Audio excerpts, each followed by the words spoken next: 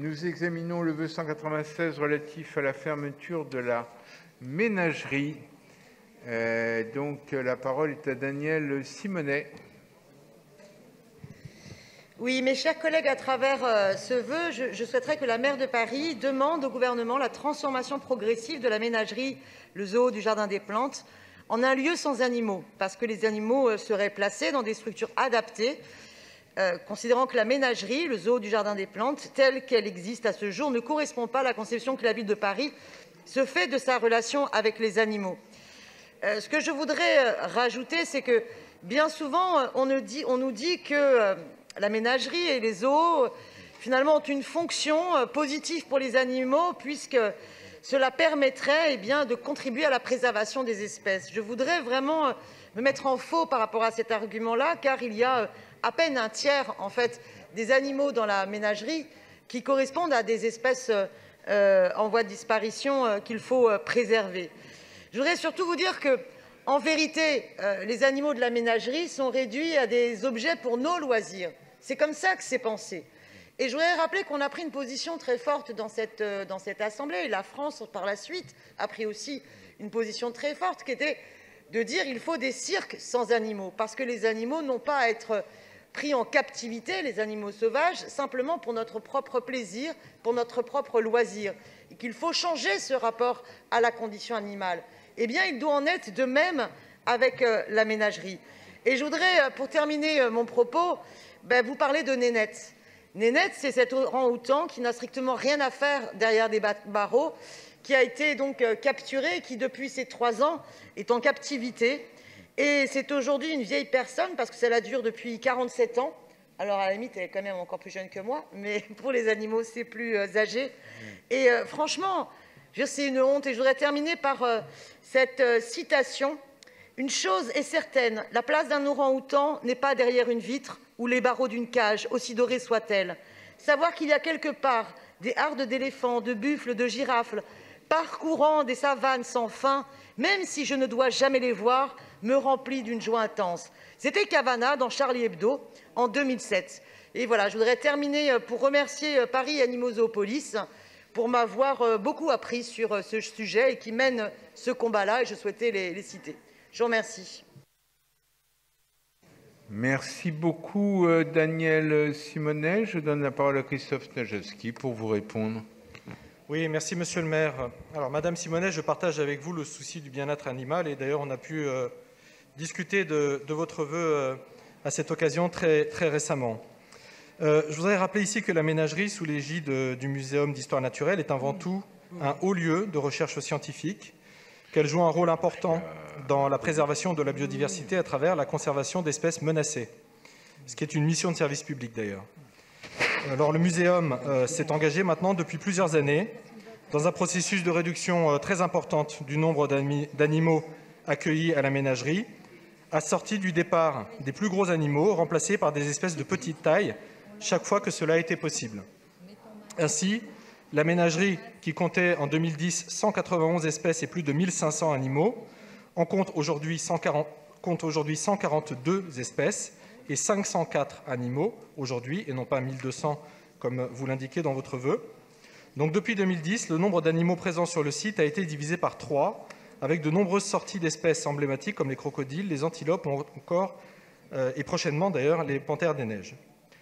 Par ailleurs, certains individus, vous l'avez mentionné, sont aujourd'hui trop âgés ou fragiles pour partir. Ils ne trouveraient, quoi qu'il en soit, pas de structure d'accueil adaptée pour eux. À titre d'exemple, donc, il est d'ores et déjà prévu le non-remplacement des deux grandes espèces de primates. Et comme je le disais à l'instant, leur âge avancé ne permet pas, hélas, qu'ils aient un transfert sans risque de décès ou de grande souffrance s'ils devaient aller de manière forcée dans une autre structure. Donc, enfin, des travaux d'envergure ont été réalisés par le Muséum afin d'augmenter la taille des enclos, de remplacer les clôtures de métal et de barreaux par des fossés et des vitres et de réaliser de nombreuses plantations. Des projets de rénovation sont à venir pour améliorer les conditions d'accueil des animaux avec un programme de rénovation chiffré à 30 millions d'euros. Alors, vous proposez de fermer la ménagerie et de placer les animaux dans des structures adaptées. Eh bien, faisons en sorte que la ménagerie soit un lieu adapté. Aujourd'hui, des dizaines d'agents du service public, que ce soit des chercheurs, des scientifiques, doctorants, soigneurs Si vous pouvez veillent sur les conclure, animaux de monsieur le maire. ménagerie. Nous devons exiger que le muséum poursuive son action de réduction du nombre d'animaux accueillis sur site en gardant les espèces qui font l'objet de programmes de conservation. Et je vous propose, dans la suite des échanges que j'ai eus avec les personnels du muséum, de les auditionner lors de la prochaine réunion de la 3e commission. Merci. Et si vous le souhaitez, de visiter ensemble la ménagerie au début de l'année 2021, de manière à construire avec les personnels du muséum Merci beaucoup. cette On orientation a ensemble. compris votre réponse ouverte, monsieur le maire. Monsieur Alors, le maire, excusez-moi, il y a une explication de vote en oui, non, mais j'ai rien oublié. Pardon. Et comme vous le savez, les explications de vote interviennent seulement après la réponse de l'exécutif. Donc j'ai sur mon écran Duška Marković. Son nom est également inscrit sous mes yeux, donc je ne l'ai pas oublié. J'ai essayé de lui manifester non seulement ma sympathie, puisqu'elle est en salle des fêtes, mais aussi le fait que je ne l'avais pas oublié. Voilà.